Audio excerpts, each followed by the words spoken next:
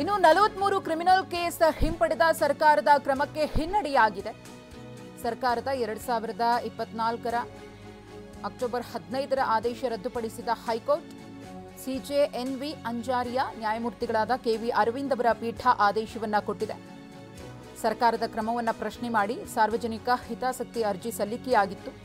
ಗಿರೀಶ್ ಭಾರದ್ವಾಜ್ ಅವರು ಅರ್ಜಿಯನ್ನ ಸಲ್ಲಿಸಿದ್ರು.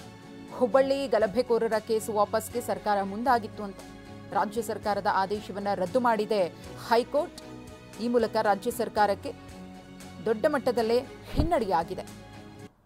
ಕೋರ್ಟ್ನ ಈ ಆದೇಶದಿಂದ ಏನು ಏಪ್ರಿಲ್ 16, 2022ರಲ್ಲಿ ಆದಂತಹ ಗಲಭೆ ಪ್ರಕರಣ, ಸುಮಾರು 150ಕ್ಕೂ ಅಧಿಕ ಮಂದಿಯನ್ನು ಈ ಪ್ರಕರಣದಲ್ಲಿ ಬಂಧಿಸಲಾಗಿತ್ತು. ಕೇಸ್ಗಳು ಕೂಡ ದಾಖಲಾಗಿದ್ವು. ಕಾರಣ, ಒಂದು ವಿವಾದಾತ್ಮಕ ಪೋಸ್ಟನ್ನು ಹಂಚಿಕೊಳ್ಳಲಾಗಿತ್ತು. ಆ ಪೋಸ್ಟ್ನಿಂದಾಗಿ ದೊಡ್ಡ ಮಟ್ಟದಲ್ಲೇ ಗಲಭೆ ಉಂಟಾಗಿ ಉದ್ರಿಕ್ತರು ಹಳೆ ಹುಬ್ಬಳ್ಳಿ ಠಾಣೆಯ ಎದುರು ಪೊಲೀಸರು ಮತ್ತು ವಾಹನಗಳ ಮೇಲೆ ಕಲ್ಲು ತೂರಾಟವನ್ನು ನಡೆಸಿದ್ರು. 11 ಎಫ್ಐಆರ್ ದಾಖಲಾಗಿ 155 ಮಂದಿ ಮೇಲೆ ಕೇಸ್ ಆಗಿತ್ತು. ಇದೇ ಘಟನೆಗೆ ಸಂಬಂಧಪಟ್ಟಂತೆ 43 ಜನರ ವಿರುದ್ಧದ ಕೇಸನ್ನು ವಾಪಸ್ ಪಡೆಯುವ ವಿಚಾರದಲ್ಲಿ ಸರ್ಕಾರ ನಿರ್ಧಾರವನ್ನು ತೆಗೆದುಕೊಂಡಿತ್ತಲ್ಲ, ಆ ನಿರ್ಧಾರಕ್ಕೆ ಇದೀಗ ಹಿನ್ನಡೆಯಾಗಿದೆ ಹೈಕೋರ್ಟ್ ಆದೇಶದಿಂದ. ಸರ್ಕಾರದ ಆದೇಶವನ್ನ ಕೋರ್ಟ್ ರದ್ದು ಮಾಡಿದ್ದು ಗೊತ್ತಿಲ್ಲ.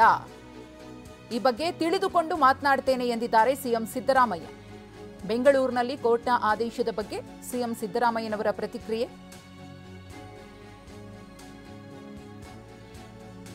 ಹೈಕೋರ್ಟ್ನ ಆದೇಶ ಏನು ಬಂದಿದೆ, ಅದರಲ್ಲಿ ಪ್ರಮುಖವಾಗಿ ಏನೆಲ್ಲ ಅಂಶಗಳನ್ನು ಉಲ್ಲೇಖ ಮಾಡಲಾಗಿದೆ, ಯಾವ ಮಾನದಂಡಗಳ ಆಧಾರದ ಮೇರೆಗೆ ಈ ರೀತಿಯ ತೀರ್ಪು ಬಂದಿದೆ ಅನ್ನೋದನ್ನ ತಿಳ್ಕೊಂಡು ಮಾತಾಡ್ತೀನಿ ಎಂದಿದ್ದಾರೆ. ಹುಬ್ಬಳ್ಳಿ ಕೇಸ್ ಸೇರಿ 43 ಕೇಸ್ ವಾಪಸ್ ಪಡೆದಿದ್ರೆ ಅದನ್ನ ಹೈಕೋರ್ಟ್ ತಡೆ ಕೊಟ್ಟಿದೆ ಸರ್.